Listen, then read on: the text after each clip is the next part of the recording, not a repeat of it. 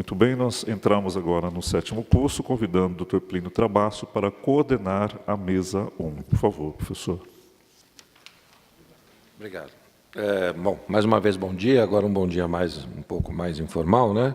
Gostaria de convidar o professor Dr. Francisco Ideuaoki, que é professor assistente da disciplina de infectologia, aqui da Faculdade de Ciências Médicas da Unicamp, e do Departamento de Clínica Médica, né, da FCM Unicamp, e é o coordenador do Laboratório de Pesquisa em AIDS e Hepatites Virais, do HC e da Faculdade de Ciências Médicas da Unicamp, que vai falar sobre os 30 anos do laboratório, né, professor? Professor Francisco, por favor.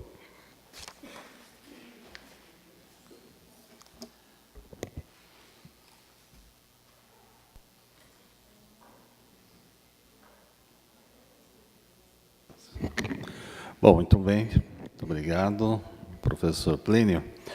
Nós, para falar sobre esses 30 anos, a gente teve a lembrança muito oportuna, importantíssima, de conversar com a Neiva, que foi quem começou com toda essa bagunça aqui, né?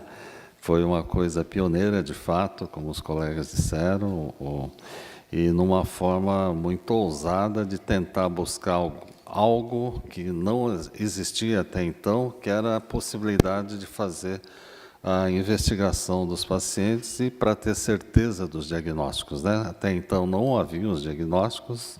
Nós tínhamos naquela época, em 1982, eu era só um residente, né? Apenas um residente lá, recém-entrado na residência médica aqui da Unicamp, e a situação começava a se aproximar do Brasil, e os professores da época, o professor Rogério, o professor Luiz Jacinto, Marcelo, Maria Luísa, Fernando Lopes, eles nos indicavam já alguma possibilidade de que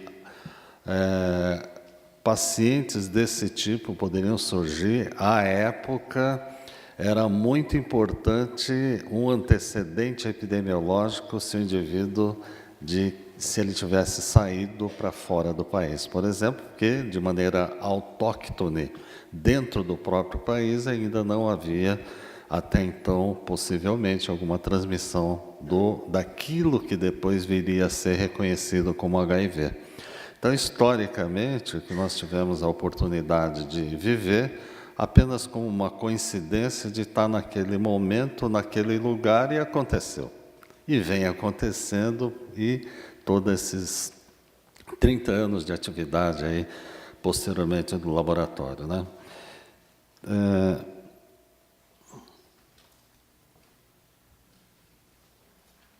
Então, em 82, eu era um R1, e 1983, já estava no R2 da infectologia. Naquela época, nós tínhamos aí 2 anos obrigatórios, e era possível um 3º ano como opcional.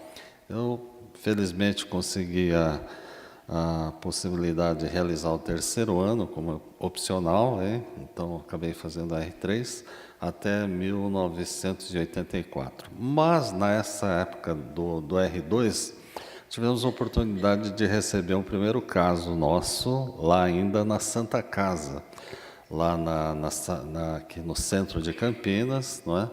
Onde funcionava uma área chamada, naquela época, de isolamento, por conta da epidemia de meningite um pouquinho anterior que tinha acontecido. Uma epidemia bastante importante no Brasil, e Campinas não ficou de fora, com muitos casos, todo mundo com altíssimo medo de contaminação, e todos os casos tinham que ir para a área de isolamento. Só que começou a ficar impraticável, porque, na verdade, hoje já se sabe, se você fechar uma porta de um quarto e com isolamento específico, é suficiente para que isso seja vencido, né?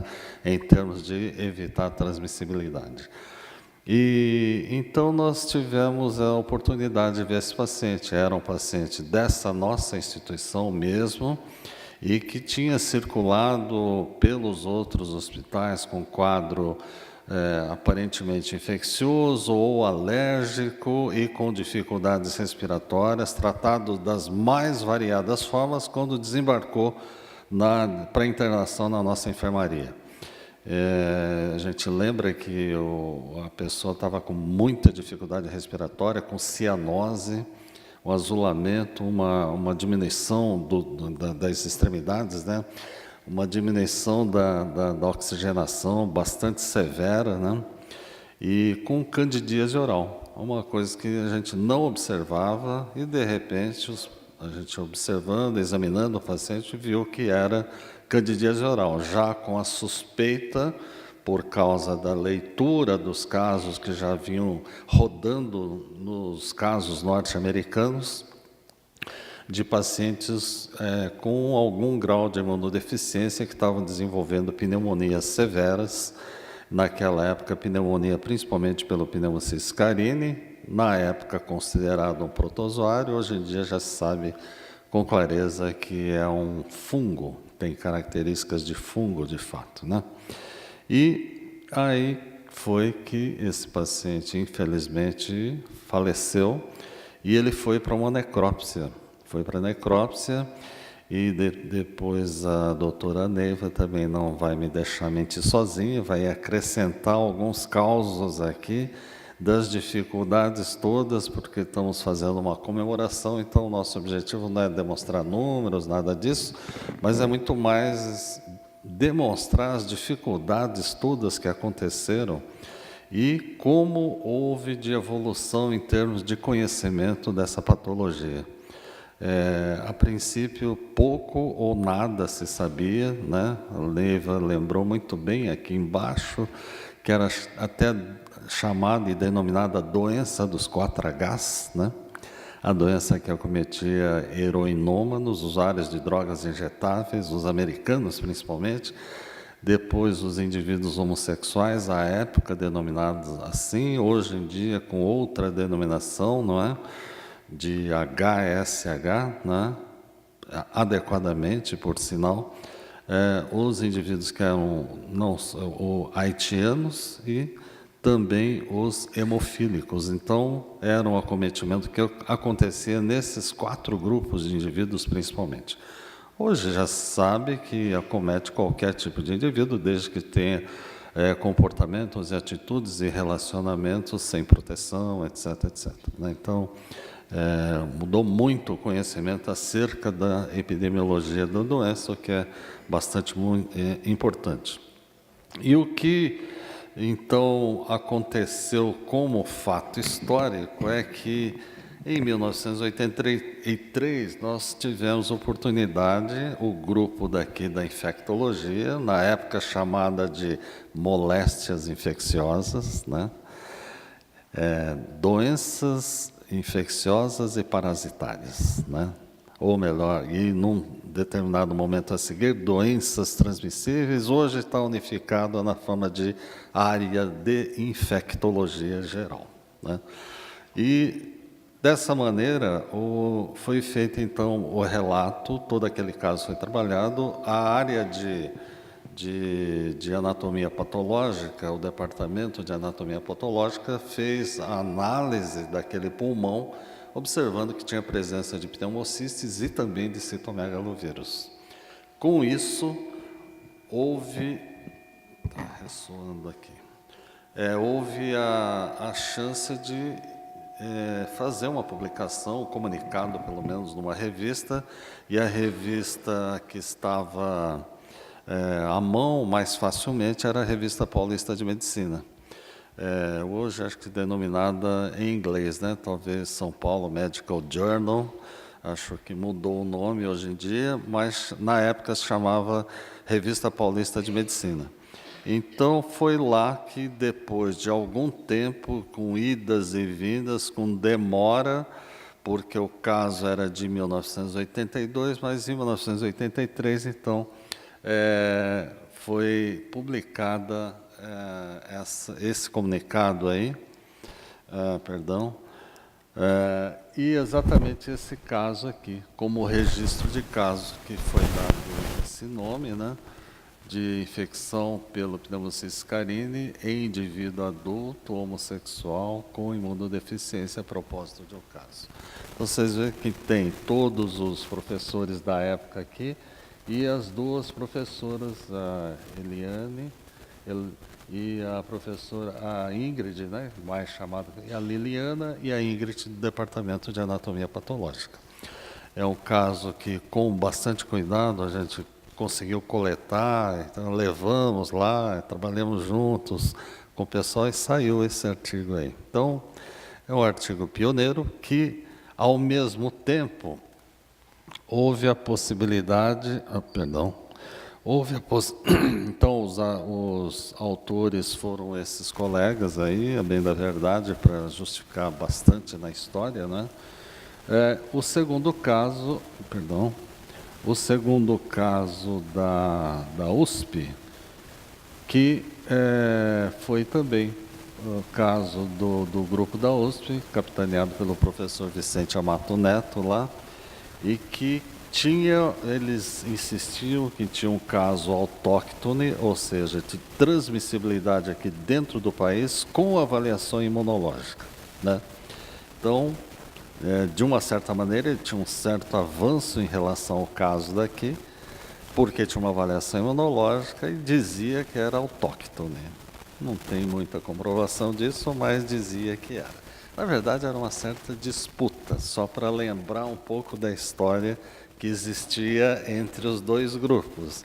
Como o comando da revista, da editoria, era do grupo da USP, então ficou aquilo lá, né? Quem vem primeiro, depois, na mesma revista, só para não ficar para trás. Que na verdade se revela uma imensa bobagem isso daí, e que isso não tem importância nenhuma. Mas como é uma coisa histórica das competições que existem entre os pesquisadores, entre os médicos, é bastante curioso. Por isso que eu resolvi contar esse caso, que é real, não é só um caos, já que estamos falando de contação de histórias, ele não é só um caos, é uma coisa absolutamente real. E depois, posteriormente, se descobriu um caso também de 1980 que tinha ocorrido no Rio de Janeiro, esse considerado o primeiro caso brasileiro, né? Agora, os nossos foram os primeiros aí que foram relatados, enfim. Não tem vantagem nenhuma, só uma questão histórica, né?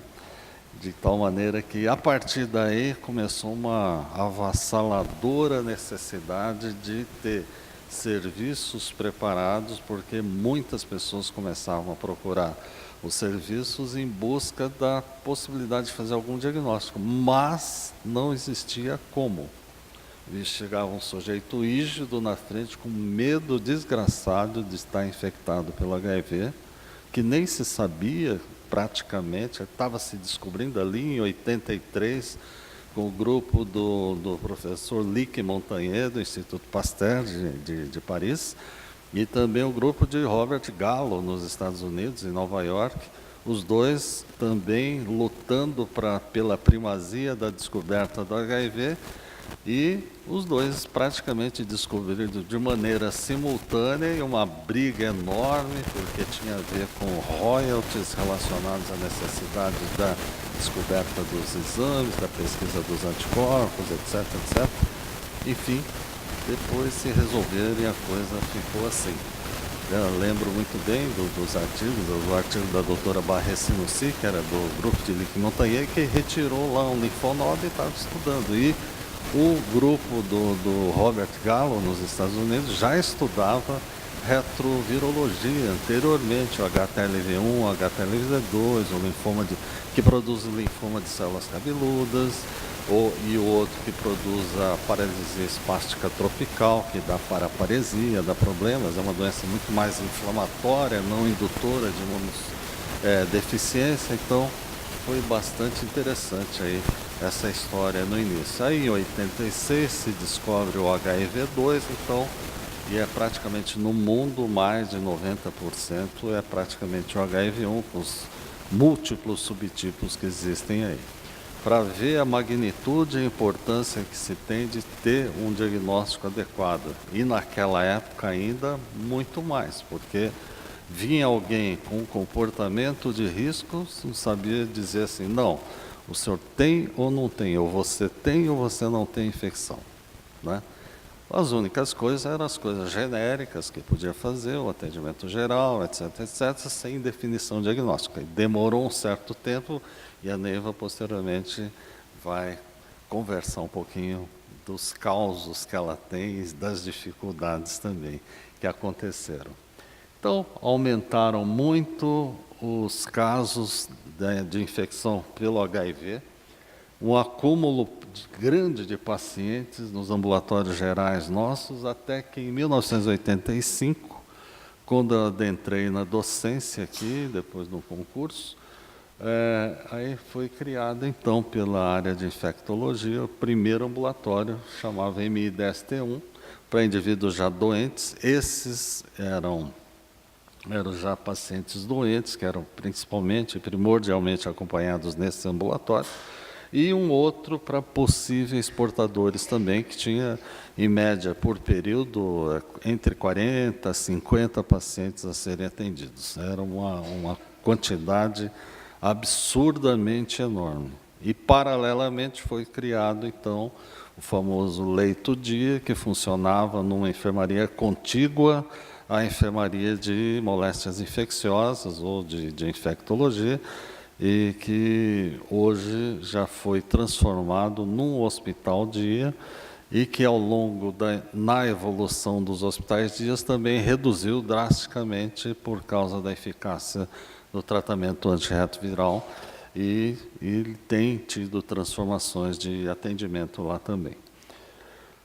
E lá em 87, então, começa essa necessidade de ser vista, e aí foi o momento que estimulada aí pela necessidade, pelo pioneirismo, a professora Neiva, conjuntamente com os auxiliares, o Sr. Moacir e o Ronald, começaram a trabalhar intensamente em busca de soluções para desenvolver e colocar na instituição de forma assistencial, de pesquisa e assistencial, algum exame ELISA, né? A princípio era tudo manual, é muito difícil, complexo, ocorria muito erro e tal, e a coisa foi andando, né? Então, o pioneirismo da Neiva foi algo assim, sem o que nós não teríamos o que nós estamos fazendo aqui hoje. Então, é algo assim que a gente deve saudar, pelo que agradeço já de antemão pela presença da Neiva aqui, que gentilmente está aposentada e gentilmente fez questão de vir aqui conversar conosco e contar os causos dela aqui também a respeito desse desenvolvimento inicial, um pouco das dificuldades que ocorreram nesse tempo todo. Todo esse período de desenvolvimento fez com que, por exemplo, em 2002 até 2017, a quantidade de CD4, de carga viral, foi subindo, né, aumentando de realização, só para vocês terem uma ideia, né? E hoje a gente tem uma quantidade enorme aí de exames que são feitos e com velocidades bastante grandes, porque tem muita automatização e a velocidade de entrega dos resultados tem sido bastante interessante. Os colegas que trabalham duramente lá sabem, os técnicos, os biólogos que fazem o dia a dia, entendem que atrás do resultado do exame que está sendo realizado tem lá um paciente e uns médicos ou grupo assistencial tentando fazer a interpretação daquele exame, daquele resultado para tomada de atitude, tomada de uma conduta em termos de uma adequada de um adequado tratamento desses pacientes aí. Então, eu acho que a gente atingiu um estágio que todo mundo já há algum tempo, né, há muito tempo, entendeu que o principal objetivo de quem trabalha no laboratório assistencial é exatamente isso daí, entregar com qualidade, entregar com maior velocidade possível os exames que são realizados. Infelizmente, vez por outra, tem lá dificuldades de entregas de insumos, e o Ministério da Saúde, dentro dessa logística de distribuição dos insumos, e, enfim, funciona de uma maneira impressionante, grande, com toda essa experiência acumulada ao longo desse tempo, e os colegas do laboratório que aqui estão também sentem isso daí, e é bem diferente do que lá atrás a gente tinha de grande dificuldade de que isso ocorresse, né? Felizmente as coisas evoluíram, mas sempre tem como piorar. E estamos num momento que ainda temos possibilidades de fazer, mas também não sabemos até quando, né? E temos que racionalizar, sim, temos que cuidar direito do orçamento, sim, temos que economizar tudo o que for possível também, mas tem coisa que em saúde não dá para economizar. Nós não podemos exagerar, mas nós não podemos economizar, não tem jeito, né? Então, eram alguma coisinha de algum caso que a gente queria falar para vocês, só para contar num momento comemorativo desse, um pouquinho dessa história que a gente teve. E aí, é isso daí. Se precisarem de alguma pergunta, estou às ordens aqui. Obrigado.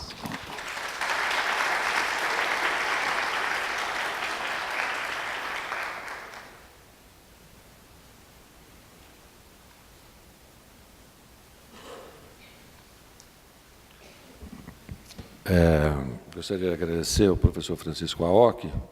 Professor, eu vou contar uma história também, já que está todo mundo contando história, eu vou contar a minha também. Porque eu decidi, até o sexto ano, na época da minha graduação, a EMI, a gente passava na EMI no sexto ano aqui na faculdade, na infectologia, né? E até então, no sexto ano, eu queria fazer pediatria, estava em dúvida entre pneumologia e pediatria e tal. Mas foi quando eu passei na infectologia que eu me apaixonei pela especialidade e resolvi decidir por fazer infectologia. E sempre comento isso, e agora vou tornar público, foi o Chico que me inspirou mais do que todos a fazer a infectologia pelas características que ele demonstrou hoje aqui. Uma aparente simplicidade, né, mas um profundo conhecimento da parte humana, um profundo dedicação aos pacientes que procuram o nosso atendimento, uma dedicação ao indivíduo, ao ser humano que está ali buscando atendimento médico, uma preocupação com a visão não só tecnicista da medicina, mas a visão humana, humanística também na nossa profissão. Então, eu preciso parar de falar, porque senão eu vou começar a chorar, me emocionar, mas foi essa característica impressionante do professor Francisco de juntar toda a parte técnica com a parte humana da nossa profissão e que me tocaram e me inspiraram a fazer, a seguir a carreira de infectologista, que, sem dúvida nenhuma, é uma área maravilhosa, a melhor especialidade que existe na área médica. Enfim, muito obrigado, viu, Chico, pela sua vida, naquele momento, para mim e para todos nós, inspiradora, viu, professor? Muito obrigado.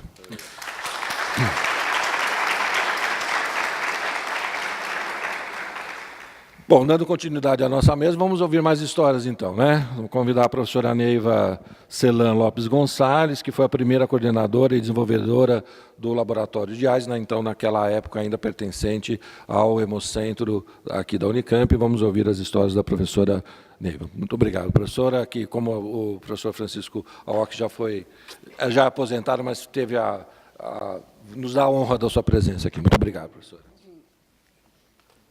Eu aqui tenho que agradecer, primeiro, porque eu me sinto filha da Unicamp.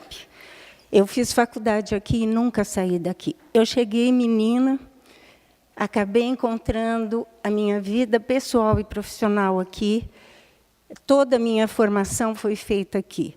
Mestrado, doutorado, o conhecimento. E, na verdade, eu estou entre amigos. Eu tenho o maior orgulho dessa instituição. Ela é a minha vida profissional e onde eu misturei a minha vida pessoal. Então, realmente, eu quero agradecer. Me sinto honrada de estar aqui. Mais do que um convite, eu me senti homenageada por estar aqui nesse momento, depois de um ano em casa. É muito difícil a gente sair de uma bancada quando você dedica a sua vida a isso. Mas, ao mesmo tempo, eu aprendi uma coisa. Você não tira a ciência da tua vida, você a transforma. E eu quero agradecer isso por essa emoção de hoje.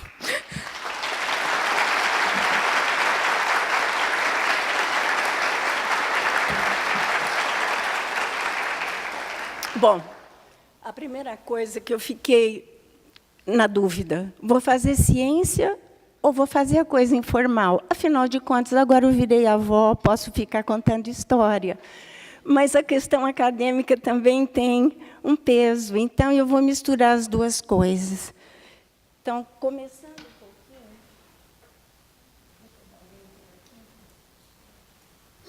Como nós já... Vou só mudar aqui para ficar mais fácil. Primeiros casos de HIV foram notificados no CDC em 1981. E eles detectaram, em 8 meses, que apareceram na área de Los Angeles, 5 casos com pneumociste carine. E, na época, como o Dr. Chico mesmo colocou, ele era considerado um protozoário. Essa infecção oportunística, até aquele momento, só tinha sido detectada em pessoas com alto grau de comprometimento do sistema imune, câncer, drogas imunossupressoras. Em 1967 a 1979, foram diagnosticados apenas 2 casos dessa infecção e, repentinamente, 5 casos em homossexuais masculinos. Então, você veja que tem relatos anteriores, mas que não tinham comprovação científica, apenas que chamavam atenção. Então, o que eu vejo na ciência é a curiosidade. E fazer trabalho, buscar alguma coisa, é só olhar para o nosso dia a dia, ter curiosidade para um dado que parece extrapolar teus limites e que não tem nada a ver. É nesse olhar que você começa a busca e que você conhece o novo. E a parte... Pronto. Deixa eu tentar só colocar os slides para não ficar muito repetitivo. Ah, melhor, muito melhor. Obrigada. É que eu não vi que estava aqui. Obrigada. Ao mesmo tempo, o CDC recebeu 26 casos de sarcoma de Kaposi, e que era um câncer que envolvia os vasos sanguíneos de pele e órgãos. Aí, em 1982, cientistas apontavam como causa do aparecimento dessas doenças, até então raras, a depressão do CD4. Então, já em 82, começavam a valorizar a presença da contagem de CD4. Em 82, começa a se denominar toda essa síndrome, esse monte de sintomas e sinais como AIDS. A maioria em homossexuais, logo após hemofílicos e usuários de drogas injetáveis, e em 82, os primeiros registros no diagnóstico feito no Brasil. E, em 83, o isolamento do HIV. Eu vou passar mais 1 ou 2 slides e depois vou contar um pouquinho da nossa história, que é muito interessante. Aqui, eu vou deixar esse slide para contar um pouco da polêmica. Quando apareceram os primeiros casos de HIV, eu nem no banco de sangue, nem pensar em trabalhar com isso, eu podia, assim, aventar. Em 81, eu tinha acabado de fazer meu mestrado, na verdade, com hemoglobinopatia em pacientes com dores osteoarticulares, que não tinha nada a ver com o que eu fui caminhando. E, nessa época, eu recebi uma revista que chamava Newsweek, onde tinha doença do 4H. E eu achei muito interessante aquela síndrome toda que falava de droga, que falava de homossexuais, que falava de haitianos e que falava de hemofílicos. E chamou bastante atenção também o caso que estava acontecendo na enfermaria. Foi a primeira vez que eu tomei contato com uma doença que viria a chamar-se AIDS. E aí, por ter feito alguma coisa na área de hematologia, o professor Carmino estava querendo montar um serviço de hemoterapia e hematologia na Unicamp, porque a gente recebia isso tudo terceirizado. Ele me convidou para fazer parte e montar o banco de sangue da Unicamp. E, na época, eu estava começando meu doutorado na patologia clínica, o pessoal, o doutor Pligenzi, na época, falou, você é louca, você vai para uma área que você não conhece para montar uma coisa que você nem sabe. Eu falei, mas esse é o grande desafio. É exatamente ir para o novo. E aí comecei a trabalhar no serviço de hemoterapia em 85, onde nós não tínhamos nem laboratório, eu colhia as amostras, esperava o LPC terminar a rotina, descia e fazia sorologia lá. Durante 3 meses, o banco de sangue funcionou no laboratório de patologia clínica depois do horário. Eu era a única funcionária, eu lavava, eu dava o diagnóstico, eu falava com o paciente, era uma loucura.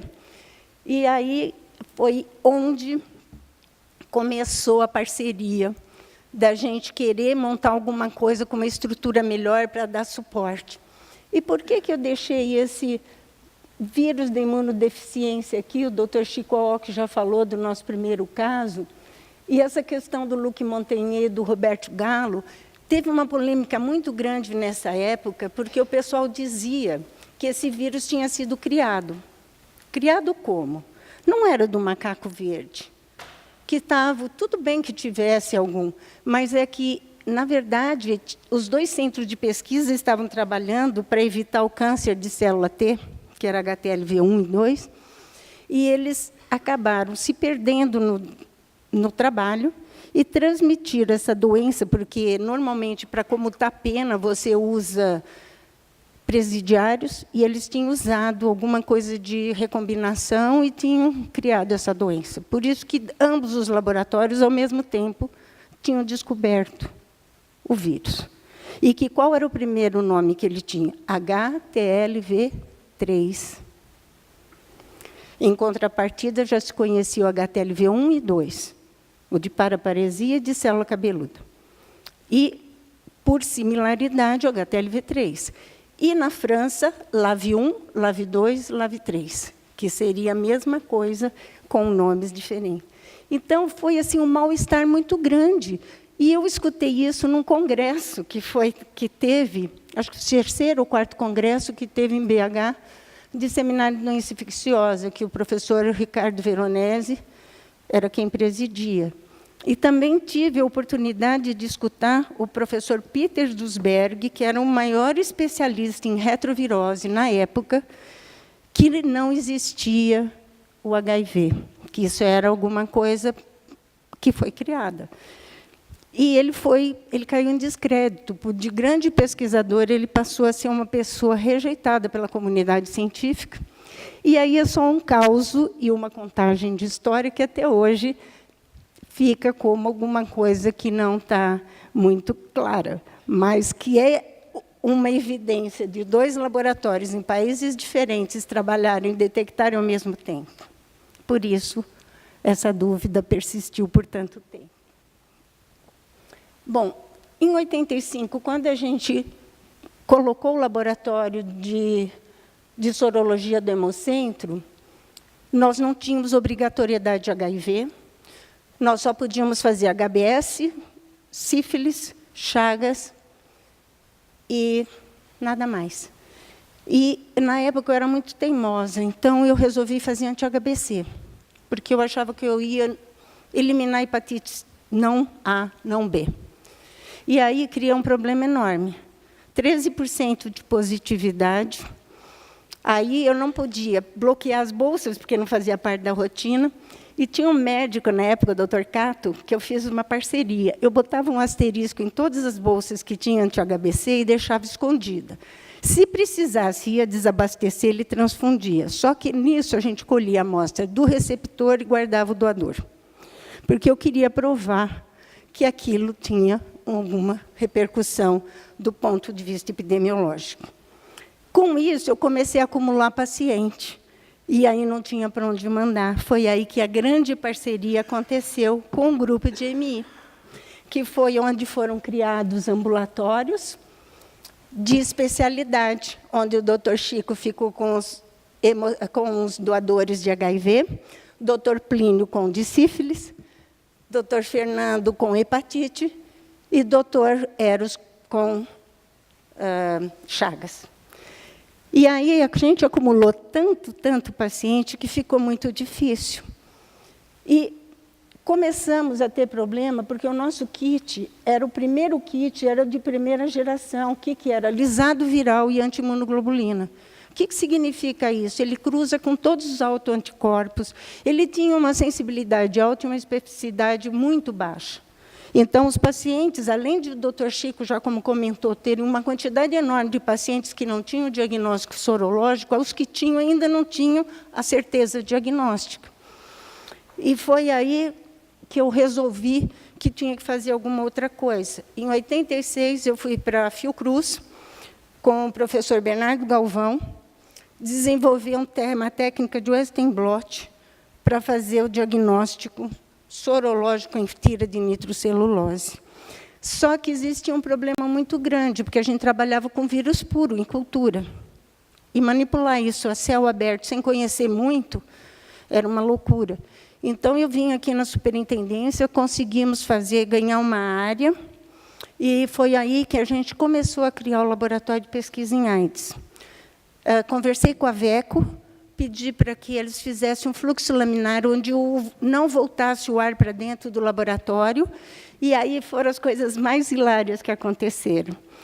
O engenheiro que ia fazer essa implantação, a gente conheceu que a VECO desenvolvesse, que não voltasse, e tinha um duto que ia subir até onde desce para jogar lá em cima os vírus.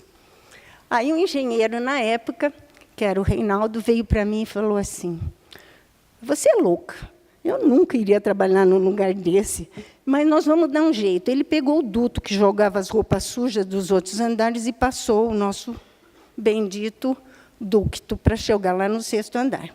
Só que ele não ficou contente. Ele falou para mim: "Os vírus vão sair assim, por aí?"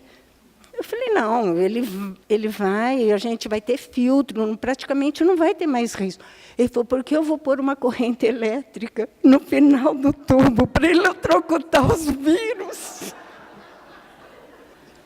Gente, era para rir, porque era um medo tão grande, uma loucura tão grande, que eu falava: "Mas não é possível." E hoje esse fluxo laminar serve ao laboratório de patologia clínica para trabalhar com amostras de tuberculose multiresistente. E aí fui eu e o Ronald para o 4º andar, trabalhar naquele laboratório que era de vidro, e do lado era a psiquiatria. Muito bem. Quando a gente trabalhava, todas as portas eram fechadas, lacradas. E os pacientes achavam aquilo engraçado, e ele enfiava o nariz naquele vidro e ficava batendo. Eu olhava para o Ronald e falava: "Será que nós somos mais loucos que eles?" Eram os únicos companheiros. A loucura era uma coisa presente na nossa rotina, porque era uma coisa muito nova. A gente não conhecia muito, tinha muito erro. E assim a gente começou a melhorar na hora que vieram os Western blot comercial.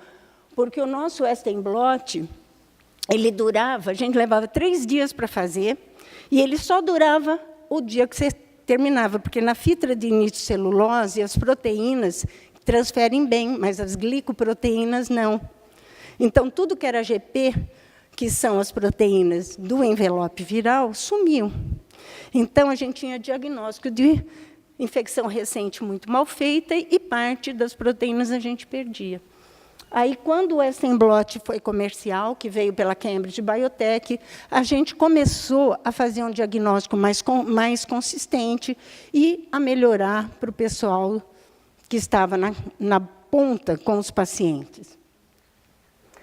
Aí, então, a montagem dos laboratórios, e o professor Aoki, não deve lembrar disso, mas ele mandou o primeiro trabalho para o Congresso, como síndrome da imunodeficiência adquirida, estágio atual da nossa observação, em 1988. Então, foram os primeiros dados já mais consistentes que a gente colocou. E, nessa época, o laboratório de AIDS já começava a contar com kit de segunda geração. Era um desastre o kit de primeira geração. O primeiro dia que eu toquei a rotina do banco de sangue, nós tivemos 80% de positividade. E eu comecei a chorar e falei, vai morrer todo mundo. Sério, era uma coisa desastrosa, porque o kit era muito ruim. E aí a gente não tinha nenhum outro material. E a Abbott, na época, eu comprei 4 kits. Durante um ano, eles me trocaram os 4 kits, eu não precisei comprar mais nada, porque era ruim, eles iam trocando. Até vir o kit de segunda geração, que era o kit DNA recombinante já, que não trabalhava com lisado viral, pegava E. coli, botava o vírus lá dentro, sonicava as proteínas e colocava no ensaio. E ele detectava basicamente IgG. Então, ele tinha uma melhora de sensibilidade e especificidade, mas ainda não era o ideal. E aí nós vamos hoje para o que nós temos. Nós temos o Western blot para diagnóstico, que, na verdade, ele é confirmatório do ELISA. Ele não é um teste, eles falam um teste confirmatório, porque ele não é nada diferente da mesma metodologia de ELISA. Ele só te mostra no papel. Teste confirmatório é aquilo que confirma além daquilo que você já tem, que seriam as biologias moleculares da vida. Então, ele é um teste complementar. Ele é confirmatório do ELISA, porque ele tira falso positivo do ELISA.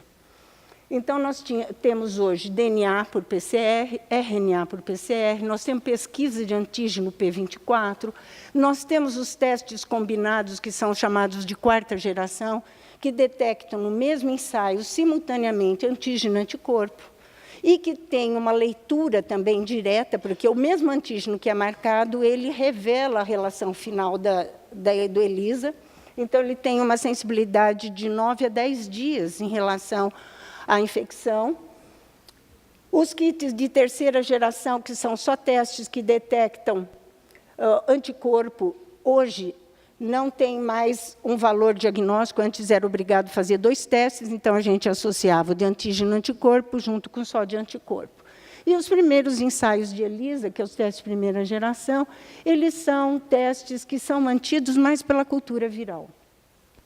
Então, é isso que a gente tem hoje, já na evolução do diagnóstico.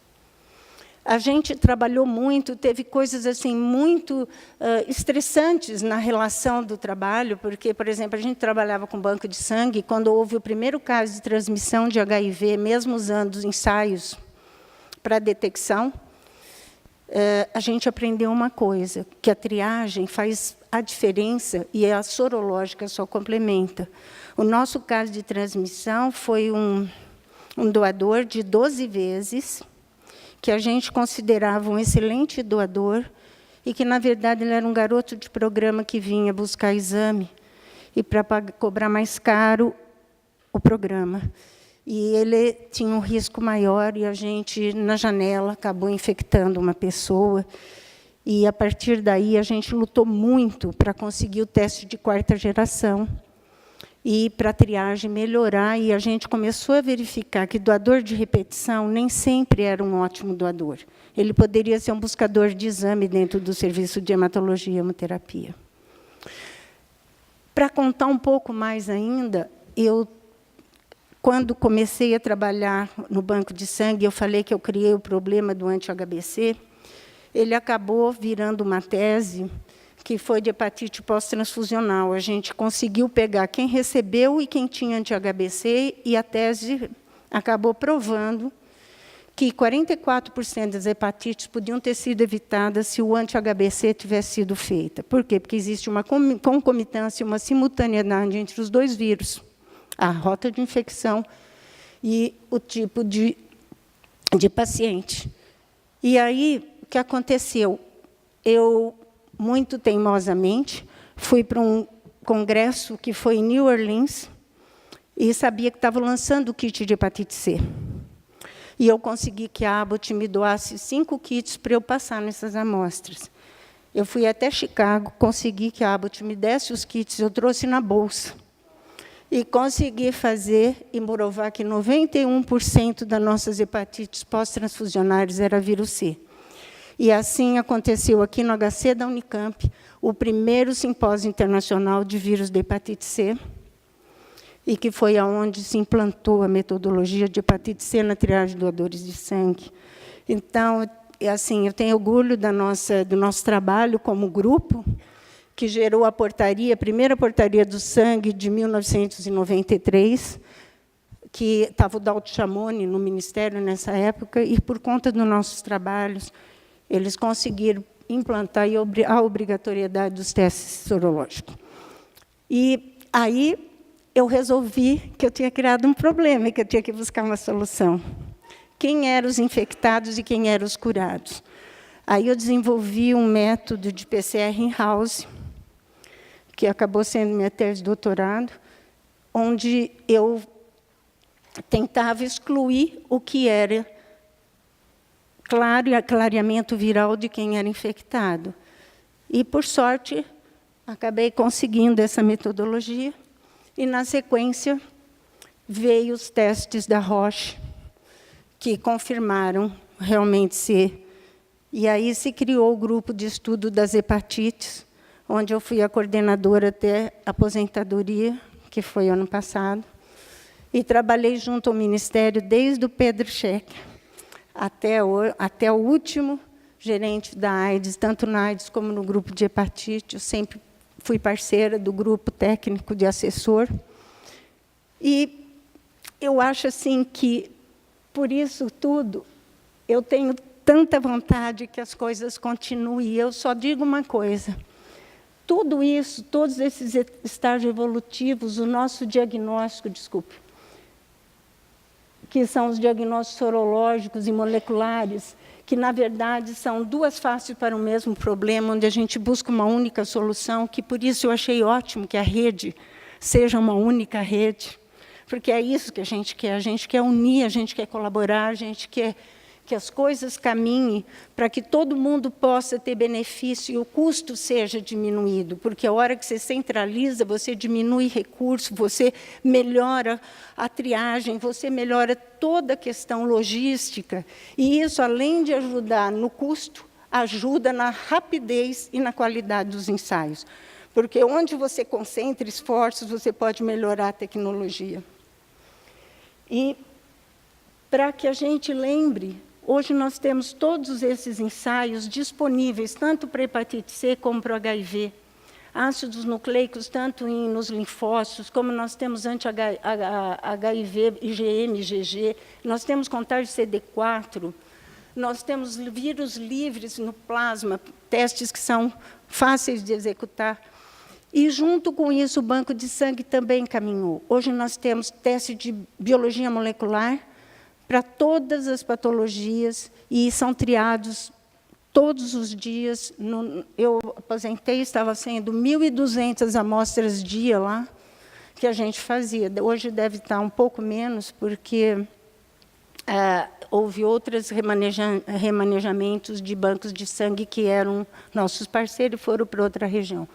Mas nós temos uma concomitância de diagnóstico muito importante e que ajuda muito na hora que se encaminha um doador para a clínica. Ele já vai com praticamente todos os dados, claro que não tem a carga viral, mas ele já tem a positividade confirmada, diminui o estresse e pode melhorar a qualidade do diagnóstico com custo menor, sem repetição de exames desnecessários.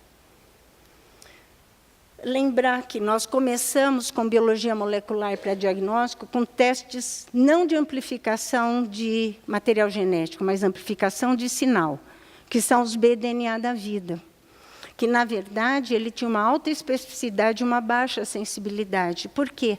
Porque ele é que nem uma arvorezinha. Eu vou mostrar, não sei se eu deixei, está aqui.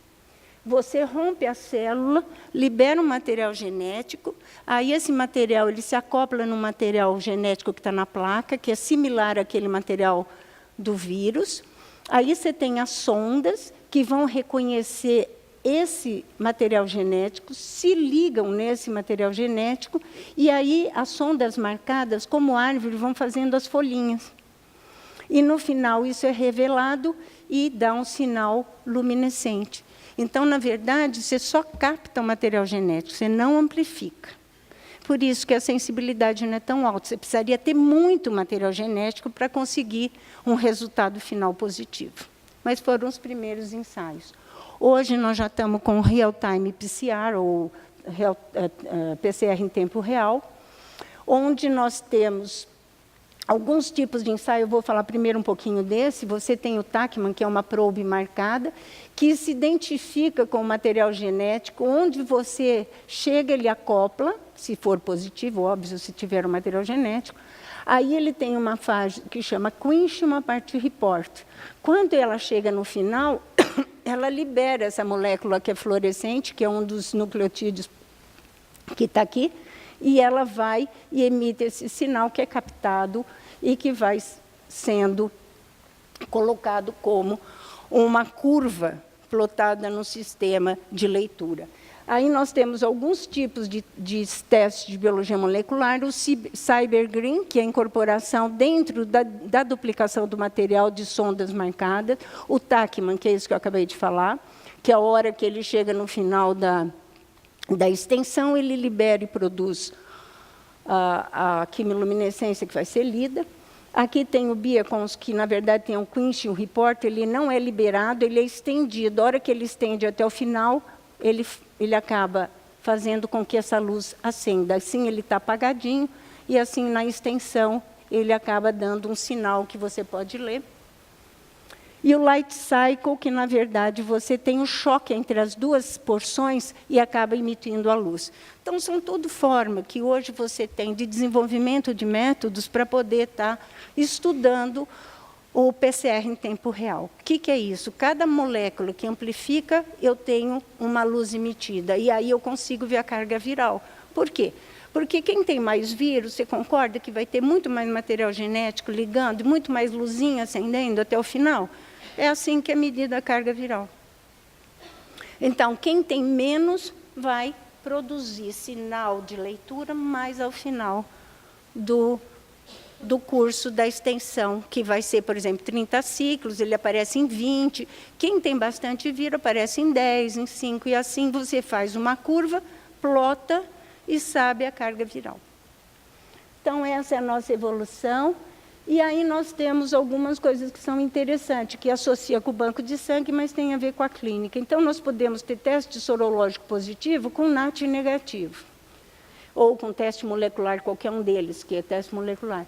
Pode ser o quê? Uma infecção crônica controlada com ausência de viremia plasmática. Níveis de ácidos nucleicos no plasma muito baixos ou ausentes.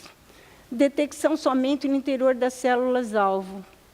Controladores de elite, que são indivíduos com anti-HIV positivo, com mais de 2 anos, sem terapia antirretroviral, e RNA indetectável com testes ultrassensíveis. E nós temos uma intermitência de viremia em torno de 3 cópias por ml.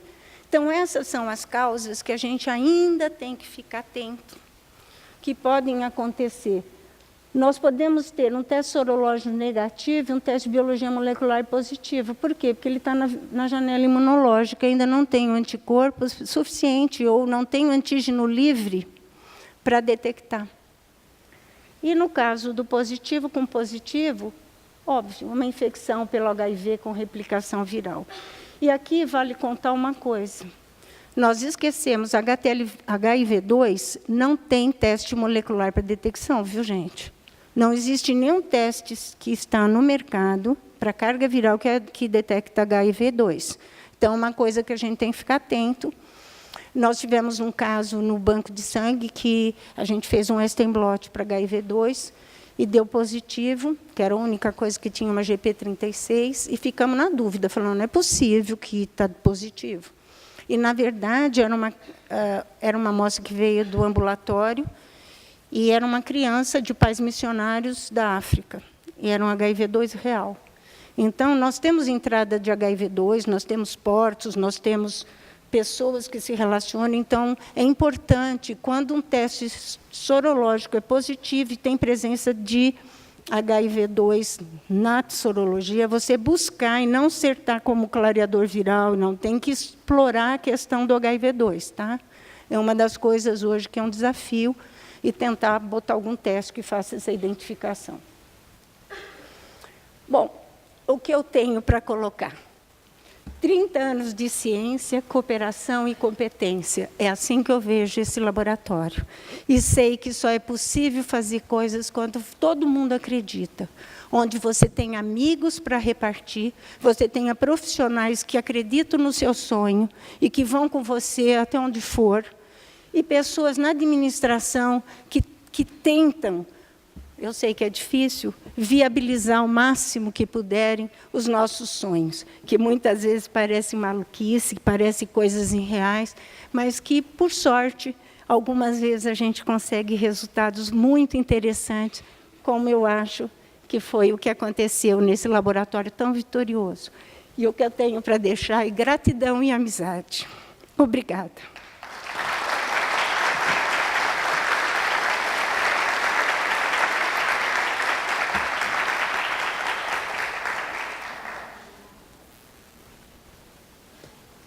Muito obrigado, professora Neiva, por essa palestra, por essa aula inspiradora, tanto do ponto de vista técnico quanto do ponto de vista humano também.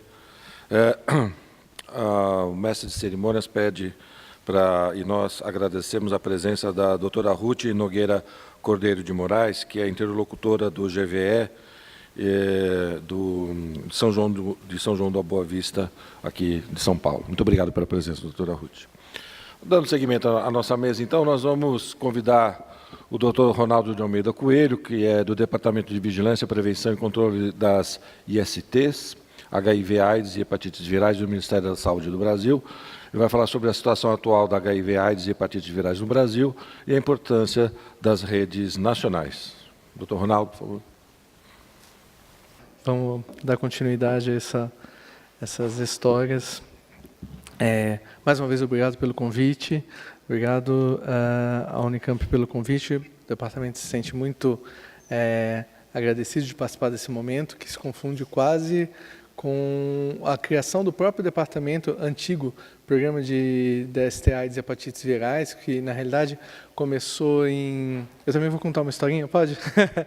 Aproveitando esse clima de informalidade, até ajudado por uma intercorrência na parte da minha bagagem, então, da minha bagagem que não veio, então, por isso estou informal assim, falando desse clima de informalidade com vocês. Agradecer o Dr. Celso pelo convite também, junto com o professor Aoki, e na época, lá no departamento, lá no Ministério da Saúde, esses primeiros casos, que já foram muito bem ilustrados aqui, tanto por professor quanto pela professora Neide, eles chegaram lá no Ministério da Saúde na coordenação de dermatologia sanitária, né, na época, lembra?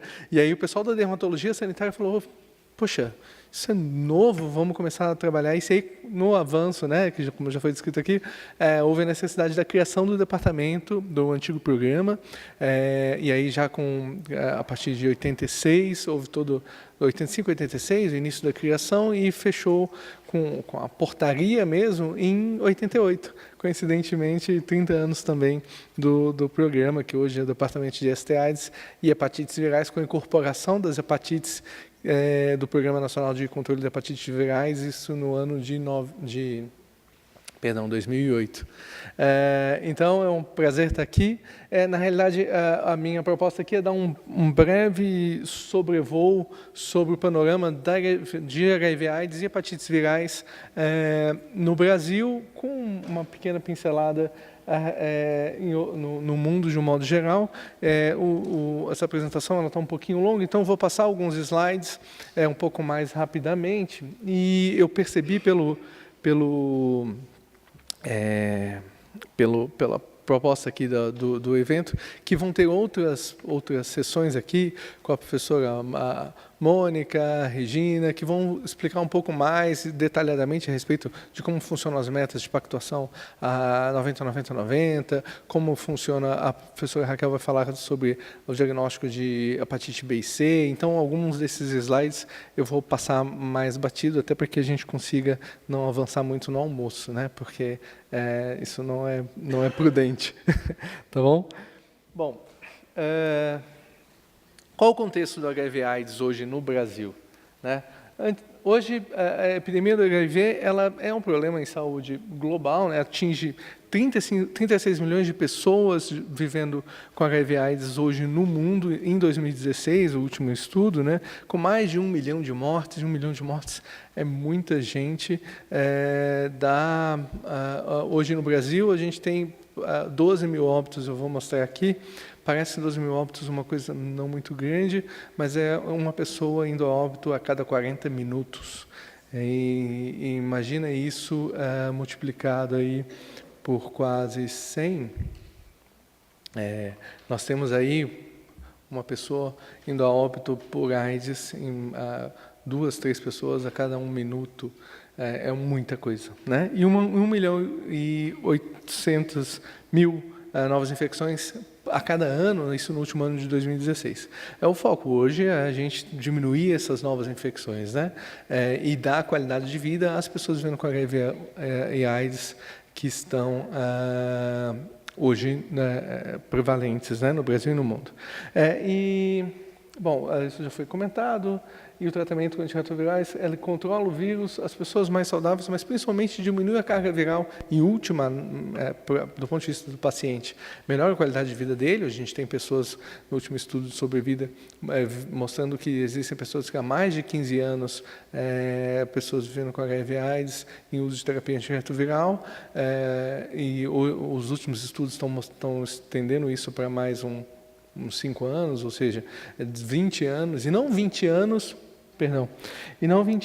porque são só 20 anos, 20 anos porque a gente tem até a limitação dos 20 anos de período dessas pessoas, né? Então, a ideia é que você tenha uma sobrevida muito maior, mas, em última análise, um tratamento eficaz e uma alta redução da carga viral nesses pacientes vai fazer com que se diminua a carga viral circulante e diminua o número de infecções, e isso é uma das coisas que vai ser comentado na meta 90-90-90. A gente hoje trabalha com vários sistemas, né, para fazer vigilância epidemiológica, né? Eu não vou me ater muito nesses detalhes, mas o principal deles é o SINAM. Ele está como portaria, é o principal sistema de informação de agravos de notificação compulsória do mundo, né? Brasileiro, é o maior sistema de morbidade do mundo, com aproximadamente 4 milhões de dados gerados por ano. Nenhum outro país tem um sistema com essa abrangência, com essa capilaridade, com esse volume de informações. Mas não só ele, a gente trabalha com sistemas de informação de mortalidade, sim, também para agregar alguns casos, e aí, como foi comentado aqui, apesar do início da epidemia, a gente ter uma alta letalidade, por conta até do período anterior ao uso da terapia antirretroviral, mas hoje, infelizmente, a gente ainda acha cerca de 10% das pessoas hoje, pessoas vivendo com HIV/AIDS, que nós compomos no nosso boletim epidemiológico, de cada 100, 10 elas são só encontradas depois do óbito. Então, na realidade, um diagnóstico não é nem tardio, é mais que tardio, né? Porque, infelizmente, para essas pessoas a gente já não tem muito o que fazer, mas esses dados são importantes do ponto de vista de direcionar ações de vigilância epidemiológica. É uma doença que, apesar desses 30 anos, já passou por muito altos e baixos, mas o enfrentamento ainda existe, e existem muitos desafios a serem enfrentados no controle da epidemia. E aí nós temos o CICEL, o Ciclone, e o CICEL de CD4 carga viral, o Ciclone logístico de medicamentos e um monitoramento clínico das pessoas vivendo com HIV/AIDS, que junto com a rede de genotipagem consegue mostrar um pouco de como é que está o panorama de supressão viral no Brasil. mostrando aqui, isso aqui é rapidamente só para mostrar que, desde aquela época, B24 e sífilis congênita fazem parte do rol de notificações compulsórias no Brasil, né? Apesar da legislação ela ser vigente desde 75, mas ela não tinha uma regulamentação. A regulamentação ela se deu uma das primeiras portarias, se não a primeira, foi de 86, e que estabeleceu AIDS e sífilis congênita como sendo de notificação compulsória, junto com outras, né? Aqui são só as doenças do nosso departamento, que estão debaixo do Departamento de STIs e hepatites virais, mostrando que assim, é um problema que já vem sendo enfrentado por todos nós desde muito tempo. Mas ainda assim a gente tem aí uma porcentagem no caso aqui de HIV/AIDS especificamente, é uma porcentagem de em torno de 30% de casos, incluindo aqueles 10, né? 10 casos notificados só via SIM, e 20% dos casos que estão fazendo CD4 carga viral, mas não são notificados, por conta de uma série de questões que a gente precisa ainda avançar. Aqui o público tem muitos profissionais de saúde que estão trabalhando na ponta, trabalhando nos laboratórios, trabalhando na rede, e é interessante ressaltar a importância da notificação, porque a partir dela que a gente consegue, não é só contar, mas a partir daí verificar como é que está a tendência da epidemia na localidade, né, no território específico, e a partir daí formular as ações de controle do ponto de vista de análise epidemiológica, para formular políticas de ação de controle da epidemia. E no caso aqui de hepatites virais, em 98 a gente teve hepatite B, né, como notificação, e a partir de 2000 hepatite B e C como sendo de notificação compulsória. Então também tem bastante tempo, mas a gente ainda tem uma subnotificação importante, eu vou mostrar depois mais para frente. Bom, aqui nós temos o panorama geral, né? A taxa de detecção de HIV em gestantes, em AIDS, menores de 5 anos e mortalidade. Como é que funciona isso? Essa aqui, azulzinha, são os casos de HIV em gestantes, a taxa de detecção por 1.000 nascidos vivos, nós estamos em torno de 2,6, é uma estabilização, isso acaba sendo esperado, porque assim, em última análise, mais para frente, quando a gente tiver avançado muito na redução da transmissão vertical e da infecção pelo HIV, aí sim a gente vai esperar que menos casos de HIV em gestante nós tenhamos. Mas hoje não, hoje a gente tem pessoas vivendo com HIV que têm os seus direitos, e entre eles está o direito à maternidade. Então, assim, a gente tem ainda casos, e é de se esperar que se tenham, durante um bom tempo, uma tendência de estabilização, e aí mais para frente vai haver uma redução desses casos. Mas hoje não, hoje a gente tem. Agora, o que vale a pena comentar? A gente está tendo uma redução dos casos menores de 5 anos, e aí esses casos menores de 5 anos, eles são importantes para a gente, por quê? Porque eles acabam sendo proxy, para a gente como um proxy de transmissão vertical. 99% desses casos, eles são de transmissão vertical, então acaba sendo um proxy para monitorarmos a transmissão vertical no país. E ela vem reduzindo. Ela reduziu completamente? Ainda não. A gente ainda tem bastante coisa para ser feita. Existem protocolos, e dentre eles o protocolo de investigação de transmissão vertical e o PCDT de transmissão vertical também, protocolo clínico, mas ainda não temos uma redução importante. Está reduzindo, mas não muito importante. Os casos de AIDS, eles vêm reduzindo, mas bem, na realidade, esses últimos 2 anos, a gente sempre conta como um artefato por conta das notificações, né? A gente tem um problema de notificação, que os casos eles são notificados, mas eles, por diversos aspectos, não chegam até a esfera nacional ou a esfera estadual, e aí a gente tem, de ano para ano, um pequeno incremento nos últimos anos. Mas nota-se uma redução, uma estabilização com tendência à redução dos casos de AIDS, o que não significa, em última análise, uma redução das novas infecções, né? A gente tem aí ainda uma estabilização, se não, em alguns lugares, um aumento das infecções, das detecções de HIV. Isso na realidade, melhor observada a partir de 2014, quando iniciou no Brasil a notificação compulsória de HIV.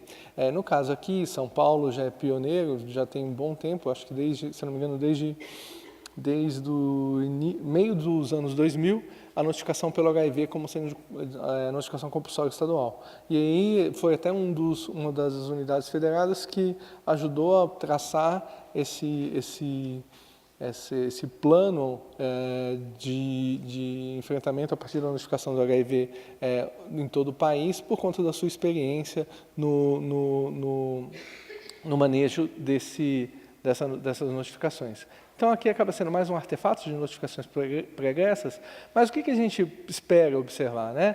Num primeiro momento, uma discreta diminuição dos casos de AIDS. Por quê? Por conta de um diagnóstico precoce, ou seja, eu começo a diagnosticar menos pessoas vivendo com a síndrome, mas eu começo a diagnosticá-las precocemente, né, a partir somente da evidência da infecção pelo HIV. E aí, essas pessoas, desde 2014, já foi iniciada a política de testagem e tratamento de todas as pessoas vivendo com HIV. A ideia é que a gente tem aqui, no caso de notificação, um pequeno aumento, né, das pessoas vivendo com HIV, e aí, mais para frente, esses casos vão sendo reduzidos, ou seja, você tem uma interposição, né, primeiro uma redução da AIDS e um incremento do HIV, e depois uma diminuição dos casos de HIV por conta aí da redução da carga viral e diminuição da infecção de novos casos, né? Mas hoje a gente ainda tem um panorama de estabilização com aumento em alguns locais. E esse é o problema. A gente vê hoje, em algumas faixas etárias, um aumento importante. 52% dos casos hoje diagnosticados de HIV, eles estão entre 20 a 34 anos. E aí, a gente fala 2007 a 2017, mas principalmente os últimos 3 anos, tá? Os últimos 3 anos, isso é muito importante mesmo. E 48,9% dos casos foram discorrentes de exposição homossexual, como o professor Francisco muito bem lembrou, hoje denominado como gays e outros HSH, ou somente HSH. Então, ainda é um grupo. Nós temos hoje populações vulneráveis, né? A gente antigamente chamava de grupos de risco, né? E havia um estigma muito grande, né? No começo como a doença dos 4H, depois começou como a peste gay, né? E havia um estigma muito grande, e hoje isso se mostrou superado em alguns aspectos, mas em outros ainda não. Mas a gente tem ainda uma participação importante de HSH entre as pessoas vivendo com HIV. Esse leve incremento ele se dá parte por conta da notificação, mas parte por conta do aumento mesmo. E aí, verificando, existem locais, unidades federadas em que você tem um percentual muito grande, uma taxa de detecção, muito grande, aqui no caso do Rio Grande do Sul e Porto Alegre, muito maior do que a do Brasil. A do Brasil segue em torno de 2,6%. Olha, em determinados locais, esse percentual ele é muito maior do que a taxa de detecção do país. O que é um problema, porque um desafio, na verdade, porque, assim, em última análise, a gente precisa da qualidade de vida já para as pessoas vivendo com HIV, mas a gente precisa diminuir as infecções para que a gente tenha um cenário de redução significativa até 2030, né, que é a nossa meta. No caso da AIDS, né, que isso são já as pessoas com a síndrome, né, desenvolvida, né, a gente tem aí em torno de 18,5 pessoas a cada 100 mil habitantes. É a nossa taxa de detecção do último ano cheio, né, que é o ano de 2016. A gente fala último cheio porque os dados eles são consolidados anualmente e eles... o ano de 2007 foi quando da confecção do boletim. O ano de 2007 ele é considerado até metade, um pouco para frente do ano de 2017. Então, assim, o ano cheio, que é onde a gente consegue calcular melhor a taxa, ele gira em torno de 18,5 em 2016. Mas tudo mostra que esse ano vai ter essa taxa vai se permanecer. tá? Não vai haver diminuição, não. E só que a gente tem alguns estados, como Roraima, Rio Grande do Sul, com uma taxa quase 2 vezes maior, ou seja, mostrando que não só, no caso do HIV, esses locais são importantes, esses territórios são importantes do ponto de vista de infecção, né, mas de infecções recentes, né, ou detecções recentes, a gente pode dizer assim, porque algumas daquelas pessoas vivendo com HIV foram detectadas nesse ano, mas a infecção ela pode ter acontecido um pouco anterior, mas também da AIDS, onde a gente já tem aí um período provavelmente bastante extenso entre a infecção e o aparecimento da síndrome, né, que gira em torno aí de 8 anos, então mostra que há uma persistência nesse território da epidemia. E aí, por isso que foram criados aí até planos interfederativos, onde o Ministério da Saúde participou junto com estados, junto com secretarias estaduais de saúde e secretarias municipais de saúde, no elenco de determinados municípios prioritários para tentar diminuir esses casos, e em última análise, diminuir essas taxas. Aqui, como eu disse, apresentou uma queda de 5,1 nesses quase 40 mil casos novos anuais, mas desses 5,1, 0,5% aí é por conta de artefato de notificação que não chega mesmo, e aí é muito importante, por isso ressalto mais uma vez, é importante a notificação para que a gente consiga estabelecer parâmetros que sejam fidedignos, mas uma parte caiu porque a gente está investindo, né, todo o governo federal, junto com os governos municipais e estaduais, investindo em diagnóstico para detecção precoce. E aí os casos com a síndrome diminuem, mas, entretanto, no primeiro momento, os casos somente com a infecção, eles aumentam. Essa taxa de detecção, um pequeno comparativo, apesar de aquele 5% a diminuição, né, apesar de alguns locais ter diminuído, né, Sul, Sudeste, a gente observa isso. Agora, principalmente Norte e Nordeste, a gente vê o fenômeno contrário. Um aumento importante dos casos de AIDS, da detecção de AIDS e HIV nesses estados. Então, é como se de repente esses estados aqui, parte desses estados do Norte e Nordeste, estivessem vivendo aquele momento de epidemia que o Sul e Sudeste viveu há praticamente 10, 12, 15 anos atrás. Então, para cá que também boa parte dos nossos olhos se voltam, porque assim, a partir de toda a experiência de enfrentamento de ST/AIDS que a gente tem na região sul e sudeste, já de muito tempo, né? desde os casos de 82, 83, os casos de 81, depois daquela detecção de 81 no Rio de Janeiro, né?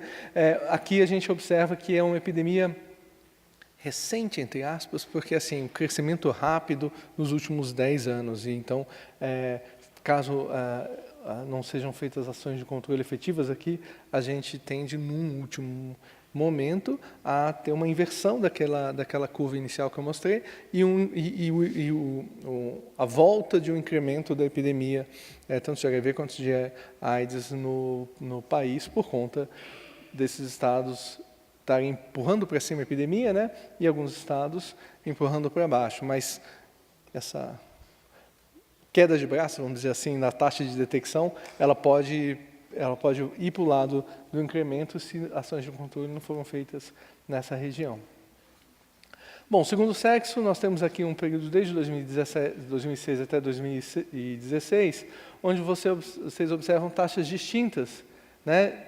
Taxas de detecção do sexo masculino e sexo feminino, né? Uma diminuição da taxa de detecção do sexo feminino e um incremento na taxa do sexo masculino, mostrando que lá no início, em 2004, 2005, houve até em algumas faixas etárias, vou mostrar aqui, até uma inversão do que a gente chama isso aqui de razão entre sexos, que são o número de casos no sexo masculino dividido pelo número de casos no sexo feminino, até uma inversão, mais meninas, por exemplo, em jovens, havia mais meninas em alguns momentos, mais meninas infectadas do que meninos infectados, e hoje você vê que essa taxa está voltando aos patamares padrão dos últimos 20 anos. Lógico que bem diferente do início da epidemia, que nós tínhamos 18 para 1, 20 para 1, hoje está 2 para 1, 2,5, mas está tendo esse incremento. E aí,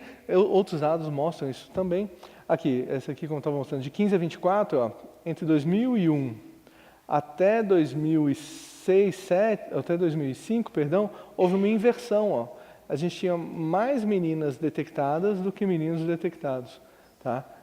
E aí a gente vai mostrando que aqui duas faixas etárias onde tem esse incremento mais importante, são os mais jovens. Ó.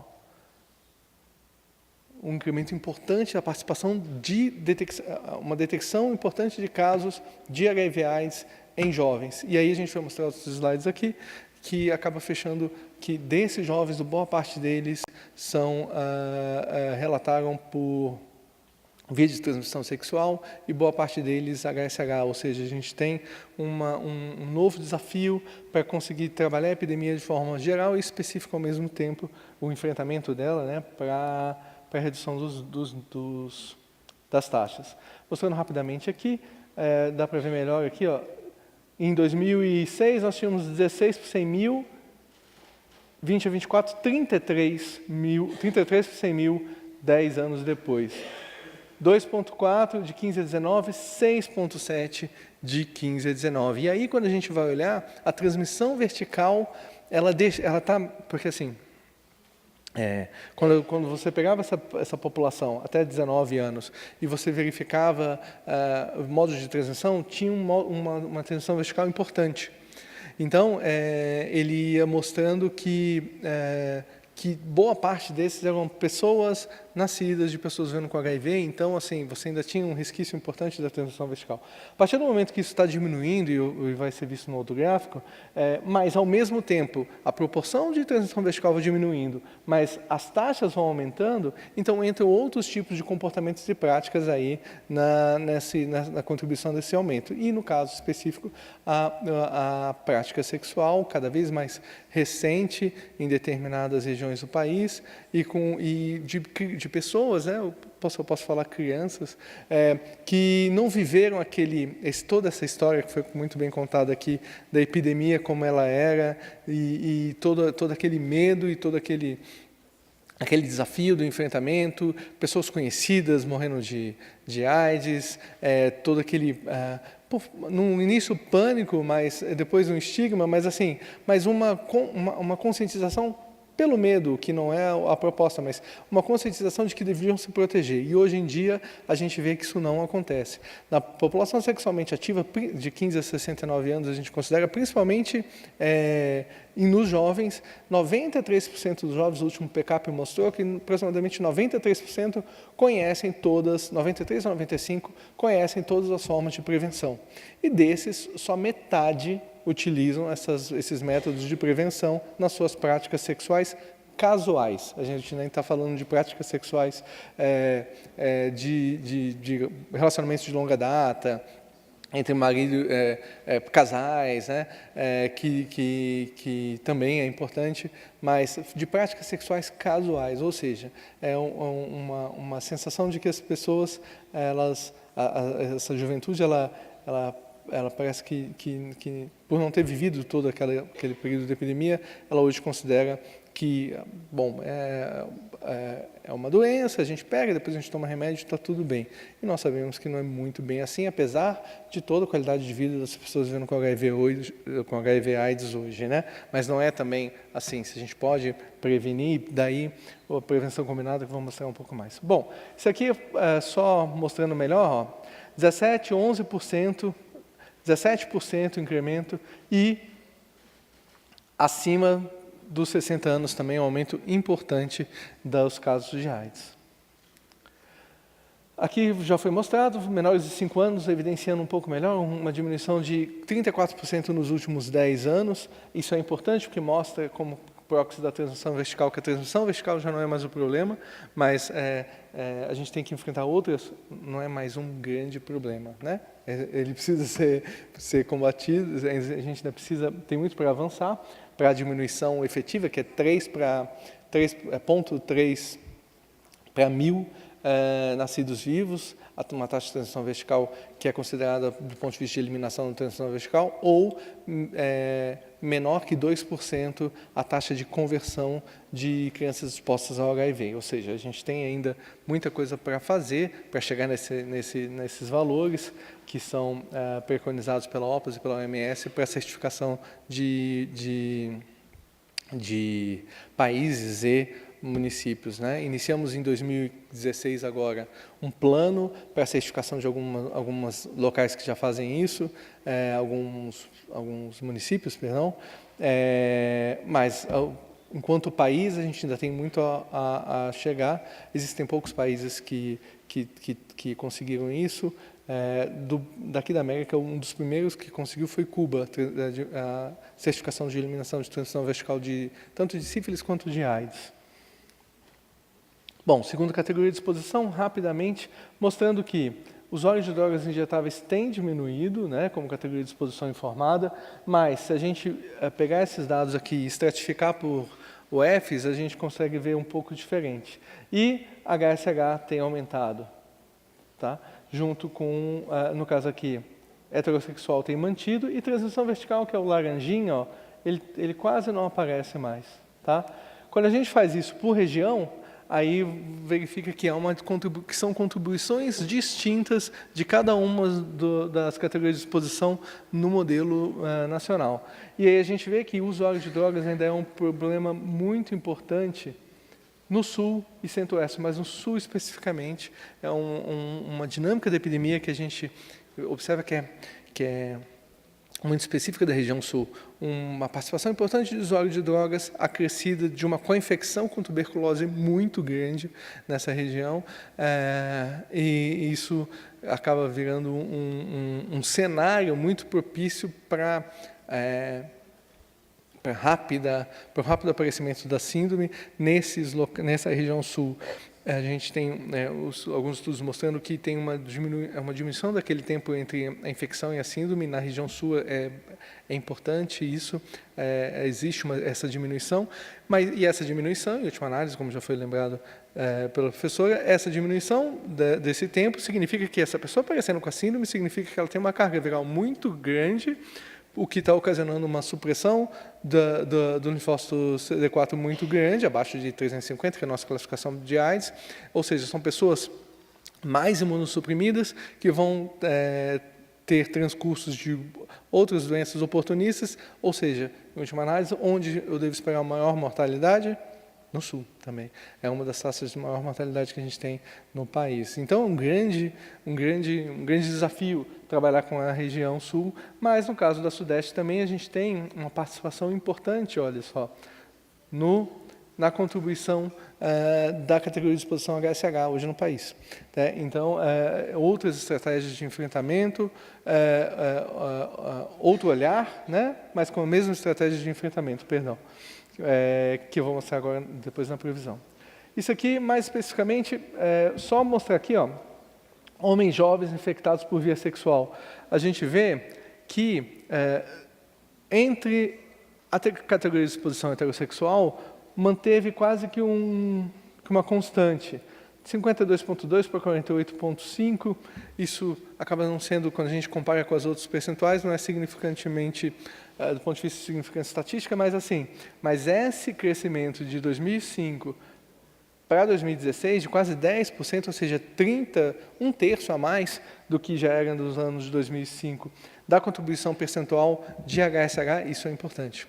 Isso é importante, isso é significativo e tem que ser olhado com um pouco mais de carinho para a questão de enfrentamento da epidemia. Segundo raça cor, aquilo que já foi dito antes, nós temos aí uma contribuição cada vez maior da população parda e preta, né? Que chamamos de negro, a população negra, principalmente parda e preta também. Agora, indígena, isso aqui acaba sendo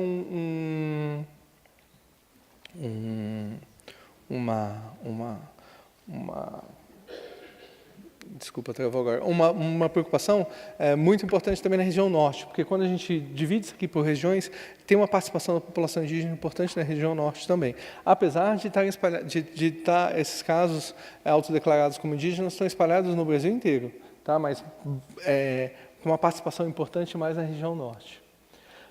Chegamos no óbitos por AIDS aqui. Óbitos por AIDS nós temos aí hoje 2 óbitos do sexo masculino para cada óbito do sexo feminino, muito parecido com a razão de sexo, mas sem nenhuma relação direta, tá? Aqui tem muito mais a ver com acesso e com manutenção, terapia antirretroviral, adesão, manutenção, do que necessariamente com a infecção, né? Mas, coincidentemente, a gente tem uns dados muito semelhantes, tá?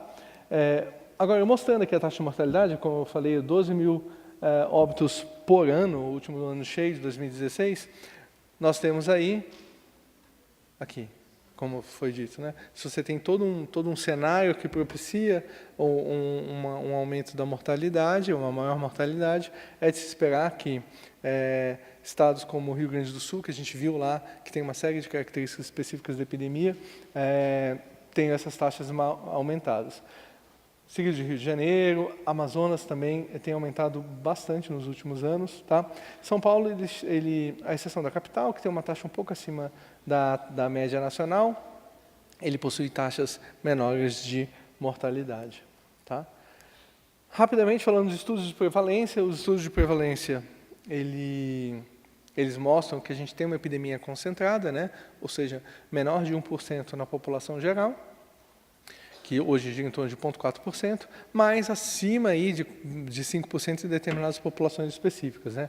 A gente tem aqui, no caso aqui, gays e outros HSH circunscritos, meninos de 17 até 20 anos, houve um pequeno aumento de 1,2 para 1,3, mas gays e outros HSH em 10 municípios, aí um estudo da RDS mostrando que aumentou de 2009 a 2016, de 12,1 para 18,4. Então, mostrando que realmente a gente tem aí um enfrentamento a ser feito. Quando você põe na população só de jovens, 18 a 24, ele gira em torno de 9%. E aqui, mulheres trans e travestis, você aí tem, por uma série de fatores, riscos, vulnerabilidades acrescidas, né? Então, você tem aí variando de 16% até 64%, isso dependendo do município, o método, o desenho de estudo dessas pesquisas é o RDS, né, que é aquela questão dirigida, resposta dirigida a amostra dirigida ao respondente, né? E então onde você tem uma célula, essa célula ela convoca mais 3 pessoas, as 3 pessoas são entrevistadas e essas 3 pessoas convocam mais 3 pessoas e a gente vai criando toda a rede. E aí por isso que há em alguns estados uma diferença muito grande, depende de como você pega determinada rede, se essa rede é mais propensa ou não. Então, mas existem ponderações, mas gira em torno se a gente pudesse botar 20% de modo geral no país, né? Aqui no Mulheres Trabalhadoras do Sexo, os últimos 2 estudos também baseados no método RDS, gira em torno de 5,3, e no caso aqui, usuários de crack e outras drogas, em torno de 5,9 a 6,9, ou seja, é uma epidemia generalizada, né, do ponto de vista da população geral, mas é uma epidemia específica em determinadas populações vulneráveis. Monitoramento clínico eu não vou falar muito, vocês vão ter uma belíssima aula hoje à tarde, mas só lembrando que 90 testados, 90 tratamentos, 90 carga viral suprimida. Isso significa 90 das pessoas vivendo, 90 diagnosticadas, 90 dessas, ou seja, 81% do total tratadas, e 90 dessas, ou seja, em torno de 72% do total em supressão viral. O Brasil, ele hoje tem essa cascata aqui, 866 mil pessoas, segundo estudos, estimativas feitas, pessoas vivendo com HIV hoje no Brasil, com HIV/AIDS hoje no Brasil, apesar de a gente ter aí já extrapolados 1.200.000 pessoas nos nossos bancos de dados, nós temos também quase 250 mil óbitos, então, por isso que tem, junto aí com os estudos, meio que corroboram com os dados que nós temos. Mas a gente está falando disso aqui, ó, quando a gente fala daqueles 1.200.000, porque na realidade a gente só tem 731 mil pessoas diagnosticadas aproximadamente, ou seja, 130 mil pessoas aproximadamente desconhecem seu estado sorológico, hoje ainda. Então são pessoas vivendo com HIV, em que essas pessoas aqui, quanto mais precocemente forem detectadas, mais rápido vai ser feita a terapia antirretroviral, mais vai diminuir a carga viral circulante dela e, em última análise, da população, né? A carga viral suprimida.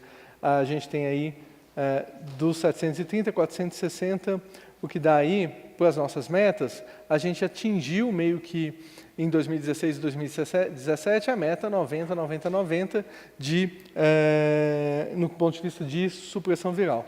Mais supressão viral dos diagnosticados, dos aderidos. Então, se a gente tem 92, mas só de 75, e de 75 só de 84, você tem aí muita coisa para ganhar, em torno de, se a gente poderia falar, em torno de uns 60 e poucos % só, daqueles que deveriam ser 72. Então, a gente ainda tem muita coisa para fazer. Vou passar isso aqui, acho que vai ser dito um pouco mais tarde. Adesão e abandono, há uma diminuição do abandono, tá? E aumento da adesão, isso é fato, mas, aí, voltando, porque, na realidade, não sei se vocês estão percebendo, vão se criando vários cenários que, uma vez acrescidos, vão inserindo vulnerabilidades a determinadas populações que vão ficando mais ou menos vulneráveis de acordo com as suas práticas, com o seu cenário epidemiológico. E aí, mais uma vez aqui, ó, 18 a 24 anos, além de ser onde mais está crescendo, lembra que nós comentamos? Além de ser onde mais está crescendo os casos de AIDS, além de ser onde mais está crescendo o número de casos proporcionalmente de HSH, é uma das populações onde você tem a menor adesão. Então, vai se criando cenários sobrepostos de vulnerabilidade que, se não forem muito bem controlados, acabam, em última análise, fazendo com que a gente tenha um cenário muito próximo de aumento importante da infecção. Por isso que a gente precisa enfrentar isso o mais rápido possível. Você vê que nas populações acima de 50 anos, você tem uma adesão bem maior, tá? Então, realmente chamando mais uma vez a atenção para essa população aqui, menores de entre 18 e 24 anos. Bom, diagnóstico, eu vou passar isso aqui, que vai ser muito bem falado. Eu acho que esse que estava dando problema. Eu tinha um outro slide aqui. Eu acho que esse que deu problema naquele, que era que mostrava o histórico da rede de diagnóstico. Eu posso buscar aqui, depois eu subo rapidamente e falo. Mas a gente tem o número de laboratórios CD4, CD8 carga viral desde 97 até 2018, importante, um crescimento importante no país, né? De um modo geral. E aí, essa rede se estabelecendo, vai ampliando o acesso, vai ampliando o diagnóstico, e, em última análise, a gente faz com que as pessoas mais precocemente vão sendo detectadas. Daí a importância, a gente fala da importância de todas as etapas do processo, né, de enfrentamento da epidemia. Porque às vezes a gente fala, não, eu só estou fazendo exame, eu só estou notificando, ou eu só estou, sei lá, fazendo análise, ou eu sou de uma ONG, participo fazendo advocacy para a população vulnerável, mas não, a participação de todos é muito importante, não tem um mais importante, né? Do mesmo jeito que dentro de um laboratório, como foi muito bem lembrado aqui pelos anteriores a respeito da história do Moacir, não é isso? Não tem ninguém, todos são fundamentalmente importantes na participação de um processo. E aí a gente vê aqui que a testagem, os centros de testagem, eles são importantes, a rede de diagnóstico ela é importante, o atendimento e o acompanhamento e o aconselhamento também é importante, não tem um separado do outro, tá? Essa rede de laboratórios de quantificação de carga viral hoje no Brasil, nós temos aí em torno de, aqui, HCV 58, 54, de HBV e de HIV 87. E aí, ficou ruim esse slide, desculpa, mas boa parte deles, né, a maior parte deles localizados aqui em São Paulo, tem uma rede importante, mas ainda, em certa medida, pode ser ampliada, mas outros estados a gente ainda tem uma rede que pode ser bastante ampliada, mostra que há uma centralização da rede de diagnóstico. E aí vai virando tudo vira uma cascata, né? Tudo é muito interligado. Uma teoria multicausal de Rothman está certo, para uma série de coisas, inclusive para, em última análise, o que acontece no enfrentamento da epidemia. Uma rede muito centralizada em alguns aspectos, do ponto de vista de Amazonas, Roraima, poucos locais, faz com que haja uma perda da adesão e do diagnóstico, né? As pessoas nem chegam para serem diagnosticadas, ou se chegam, elas não são aderidas, ou se são aderidas, elas não dão condição à terapia antirretroviral, porque precisa fazer CD4 carga viral a cada 6 meses, vamos dizer assim, e aí acaba tendo uma diminuição da adesão, um aumento da carga viral circulante, um aumento da epidemia, vai tudo ligando uma coisa com outra. Parecem coisas que são estanques, mas elas são muito importantes. C3, CD4, né, CD8, C45, né, toda a rede de detecção, ela mostra aqui que nós temos hoje 93 laboratórios hoje no país, sendo que São Paulo conta com 24, aí pouco mais de 25%, né, de um quarto dos casos, mas você tem locais que têm uma rede baixa ainda, né? A Amazonas só tem 2, Roraima só tem 1, Mato Grosso do Sul, e é um dos locais onde está aumentando a epidemia, tem uma rede de laboratórios CD4, CD8 só, então, assim, precisa ser ampliado ainda, a gente ainda tem muito por fazer. Na linha de cuidado, vou passar um pouco rápido aqui, mostrando que, assim, essa prevenção combinada, essa mandala, ela mostra que, na realidade, desculpa essa apresentação, ela vai ficar disponível, professor? Para quem quiser, ou se não, entre em contato, ela fica também no nosso departamento, lá no site, mas por isso que estou passando rápido algumas coisas, que eu acho que eu já avancei do tempo. A prevenção, ela é multifocal, multifatorial, e aí o indivíduo que escolhe, que atende suas necessidades, né? Mas nenhuma intervenção isolada, ela é suficiente para reduzir as infecções de um modo geral, né? Por isso que ela é prevenção combinada, porque toda essa mandala vai ser suficiente para reduzir novas infecções. Mas, cada indivíduo, vendo os seus contextos de vulnerabilidade, vão acabar trabalhando num ou outro pedaço dessa mandala. Aqui a gente já falou de populações chaves, né, e prioritárias. As populações chaves, né, pessoas trans, gays, gays de outros HSH, trabalhadores do sexo, privados de liberdade, pessoas que usam álcool e outras drogas, são populações que estão inseridas em contexto de vulnerabilidade, que são superpostos, né? Já populações prioritárias, aí por conta, tem um caráter transversal e estão relacionadas à dinâmica social. Então, adolescentes e jovens falamos bastante aqui, população negra falamos também, indígenas, situação de rua. Então, eles têm um caráter transversal do ponto de vista de população-chave, mas são consideradas populações prioritárias, né? PEP e PrEP, podemos passar.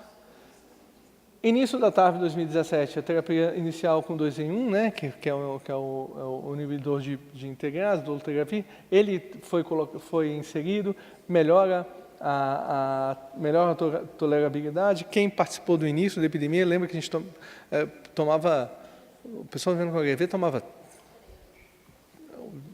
acho que era 30, chegava até 30 comprimidos, né, na época, muita coisa. Hoje, 2 comprimidos por dia já são suficientes, tá? Mas imunização, vamos passar. Tem um tempinho para falar de hepatites? 30 segundos? Não. Não.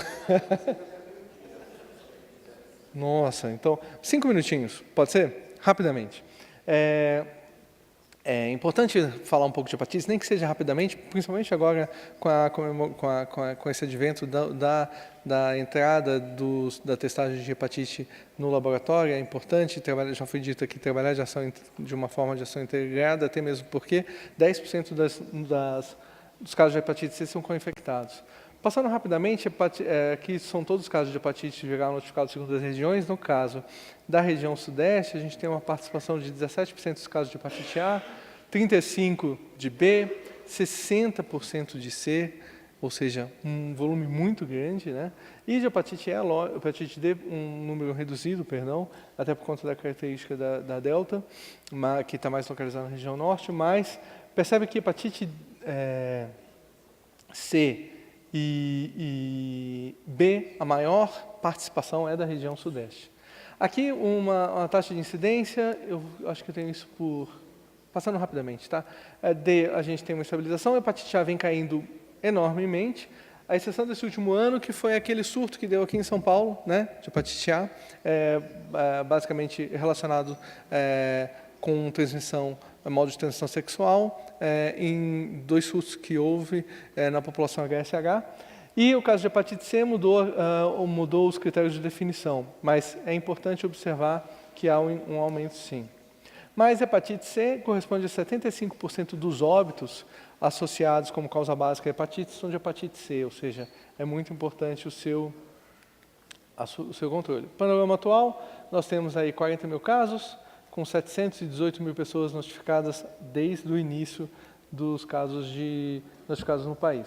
No caso da hepatite A, vamos passar, mas esse crescimento aqui, ó, no Brasil, ele notadamente é por conta de São Paulo, tá? Que saiu de 155 para 1.118, tá? Em via sexual de 20 a 39 anos.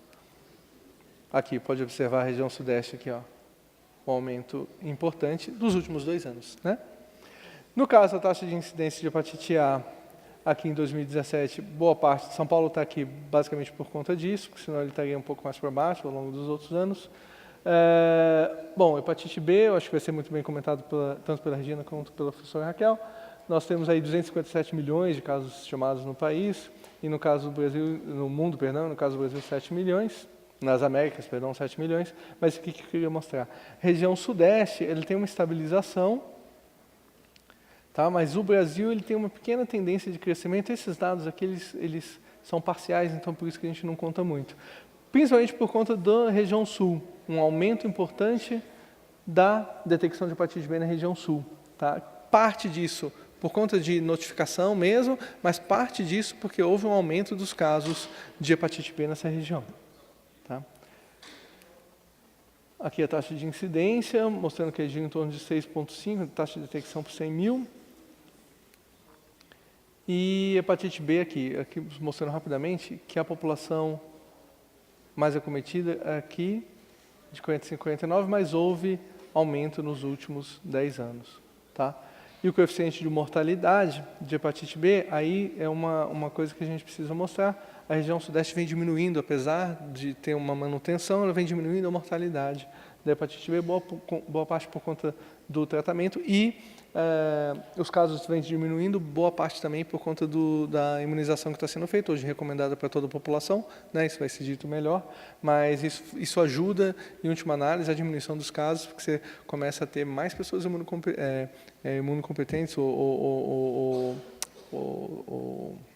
vacinadas, né, para combater a infecção da hepatite B, e isso vai diminuindo o número de casos. Tá? Essa é a rede de distribuição dos casos segundo a unidade de atendimento especializado. Isso aqui eu queria mostrar. Região Sudeste, a gente tem a maior unidade de atendimento especializado de hepatites, né? Mas ainda pode se aumentar mais porque todo o acesso ele é importante.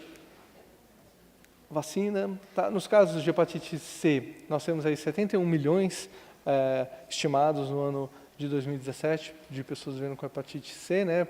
E desses, mais ou menos 7 milhões das Américas. Só que aí, como a gente já falou, 70% dos casos de hepatite crônica estão relacionados à hepatite C, 40% dos casos de cirrose hepática é a principal indicação para transplante hepático, ou seja, por isso que é muito importante a detecção desses casos num estadiamento um pouco precoce. Vai ser dito aí, tem vários estágios, né? Hoje a gente diagnostica muito o estágio 3 e 4, por uma doença silenciosa, né? Aqui a taxa de detecção mostrando que a região sudeste tirando esse artefato aqui, que é por conta da mudança de definição, mas a região sudeste ela vinha apresentando um crescimento. Crescimento aí explicado mais por conta do aumento do diagnóstico. Tá? Como a doença silenciosa, houve um aumento do diagnóstico por conta até de toda a expectativa de mudança de protocolo de tratamento que aconteceu a partir de 2015, né? Outros medicamentos, no caso aí o sofosbuvir, entrando na jogada para o tratamento com efetiva cura, né, acima de 90%. Então, houve uma procura maior no aumento da notificação. Tá? Mas a gente não pode esquecer que em alguns locais, como a região sul, esse aumento é muito grande. Se fosse um aumento pela notificação, o comportamento de algumas regiões era muito parecido e do Brasil de um modo geral. As pessoas tendem a ir mais, se testarem, se diagnosticarem a partir do momento que o negócio vai na mídia.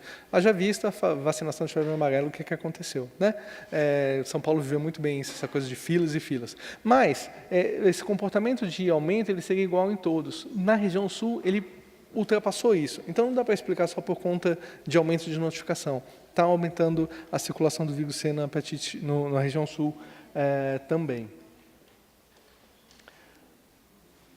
Mostrando aqui basicamente mostrando a faixa etária, né, que está a hepatite C. Por isso, a testagem é acima de 40 anos. Vou passar um pouco aqui. Segundo provável fonte de mecanismo de transmissão, a gente vê que o uso de drogas ele é importante, mas a gente tem aí o hemodiálise e transfusional como tendo também participação importante e domiciliar também como sendo importante. Mas ainda temos alguns casos aí por hemodiálise. Tá? Agora, coeficiente de mortalidade. Esse aqui corrobora com aquele primeiro slide de detecção. Você tem uma detecção muito rápida na região sul, apesar de ser uma doença silenciosa, a gente está vendo uma foto do passado, mas essa foto do passado ela também traz uma consequência do passado, né, da infecção passada, mas que se apresenta aqui, mostrando que realmente, exemplo do Sudeste e do Nordeste, que tem uma estabilização da mortalidade, na região sul tem aumentado a mortalidade por hepatite C. Tá? Então, mostrando que realmente lá a gente tem um problema específico. Aqui, segundo razão de sexo, de mortalidade, acometendo mais homens do que mulheres. Essa rede assistencial. Tá? Essa pactuação vai ser comentada. 90% dos casos até 2030 e 65% das mortalidades associadas à hepatite, redução até 2030. Mas, poxa, se eu reduzir 90% dos casos, por que eu não reduzo os 90% das mortes? Por quê? Como é uma doença silenciosa, boa parte das mortes relacionadas à hepatite C já vão ser decorrentes de um estadiamento já tardio da doença, já com acometimento hepático importante, e aí não se tem muito o que fazer, por isso que a gente vai reduzir, a ideia é reduzir 65%. Hepatite D, mais na região norte. Passar rapidamente aqui, tudo isso está no departamento, os boletins epidemiológicos que são gerados anualmente, Tá no nosso site lá, AIS.gov.br, página publicações. É um resumo de tudo isso que foi dito aqui, todos os protocolos, os relatórios de monitoramento clínico, as PCAPs, os estudos, os boletins, tá? E a gente tem lá também, esse aqui, só para finalizar, AIDS.gov.br indicadores, tá? Esse site foi um trabalho que a gente desenvolveu lá, com o intuito de fornecer mais rapidamente dados estratificados até município de residência de todos os agravos de competência do departamento. Então, é possível, por exemplo, tem alguém de registro aqui? Não. Amparo tem, não tem? Amparo aí, pessoal de Amparo. Tudo bom? Então, entrando no site ali, AIDS.gov.br indicadores, você tem AIDS, sífilis, hepatites e monitoramento clínico estratificados, porque aqui está muito ruim. A gente exemplificou. Você pode estratificar lá São Paulo e município Amparo. E aí você vai ter um mini boletim epidemiológico, tanto de AIDS, quanto de hepatites, quanto de sífilis, mais monitoramento clínico. Isso é muito importante, muito interessante para a gestão, para a informação, para convencimento de gestores. Eu sei que aqui não é o caso, em alguns lugares, mas em alguns lugares do Brasil talvez seja. Os gestores precisam ser mais sensibilizados a respeito do problema do enfrentamento das epidemias, e esse é um bom local para que vocês possam ver tudo isso. Tá? E, para além disso, nós temos aqui o Telelab, que é uma ferramenta muito importante para a educação continuada. Ela está em constante atualização. Aqui, em breve, a gente vai entrar com vigilância de HIV, vigilância de hepatites virais e de sífilis, tá? No Telelab. Acessem lá no nosso departamento. E uma série de vídeos educativos falando sobre vigilância epidemiológica, falando sobre prevenção combinada, falando sobre acesso ao diagnóstico, uma série de coisas no site do departamento também. Obrigado.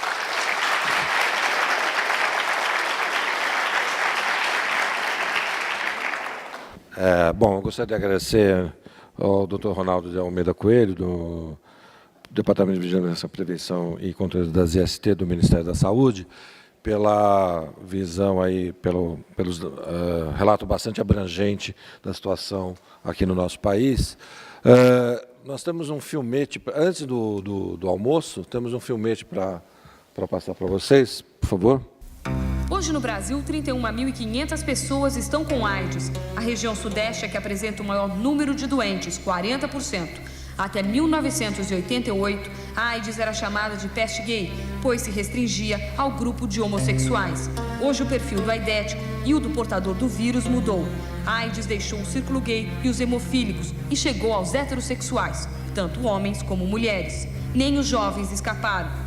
A maioria dos aidéticos vem se contaminando através de relação heterossexual e do uso de drogas injetáveis. Um exemplo no Brasil são os jovens de 13 a 19 anos. Segundo a Organização Mundial de Saúde, 275 deles pegaram a doença nas agulhas e seringas contaminadas. Os heterossexuais e os usuários de drogas injetáveis já são o maior grupo de risco. E aqui em Piracicaba, essa mudança do perfil do portador do vírus HIV foi verificada pelos médicos do Ambulatório Municipal de AIDS. Eles constataram que nos 3 últimos anos, a maior incidência da transmissão da AIDS ocorreu entre os usuários de drogas. Hoje, 43% dos aidéticos aqui de Piracicaba se contaminaram através de drogas injetáveis. Até 1989, esses números eram diferentes. A maior categoria de risco era de homossexuais. O usuário de droga, ele não tem realmente a AIDS com ameaça de vida. Eles acham que nunca vão adquirir AIDS, eles acham que nunca vão morrer de AIDS. Eles não usam preservativo com a tentativa de evitar o risco de transmissão para a sua companheira. E o que acontece? A companheira do usuário de droga, às vezes, é a primeira a chegar ao nosso ambulatório, já infectada, às vezes grávida, e acaba transmitindo isso para a sua criança. Na região de Campinas, segundo o Serviço de AIDS da Unicamp, que atende cerca de 500 pessoas por mês, entre doentes e portadores do HIV, a situação é crítica. Existem 682 pessoas aidéticas. Campinas já é a 9ª cidade do país em número de doentes proporcional ao número de habitantes. Em cada 100 mil moradores da cidade, 50 têm AIDS. Outro número preocupante em Campinas é o de mulheres aidéticas, 95. A maioria delas se contaminou em relações sexuais com usuários de drogas injetáveis. Esse aumento dos casos de AIDS na região está ligado à mudança do perfil do aidético. Hoje no Brasil nós temos mais de 20% dos doentes com a doença AIDS e também com um número bastante grande de portadores por uso de drogas. Tem alterado bastante o perfil também no grupo de heterossexuais. Quer dizer, aquela coisa de que o heterossexual não se contamina não é verdade. Isso precisa ficar bem claro que ele se contamina sim, desde que não tome as devidas precauções, como, por exemplo, a escolha adequada dos parceiros, a observação da possibilidade de algum dos parceiros sexuais estar contaminado e, portanto, a utilização de preservativos seria algo bastante fundamental. Qual o conselho que você dá hoje para uma pessoa, você sendo um portador do vírus? Diria, não cair em droga, que nem eu, droga injetável. Não entrar em droga, que droga é fria. E esse negócio também de Garanhão, quer sair com todo mundo até mulher, as mulheres bonitas. Conheço muitas moças bonitas portadoras do vírus e inconscientes. Eu sou consciente, eu não vou... O que eu tenho, eu não desejo para um cachorro, nem para um animal. Nós estamos destruindo nós mesmos, infelizmente. Certo. Bom, histórico o vídeo, principalmente por ter visto o Chico de cabelo preto ainda, né?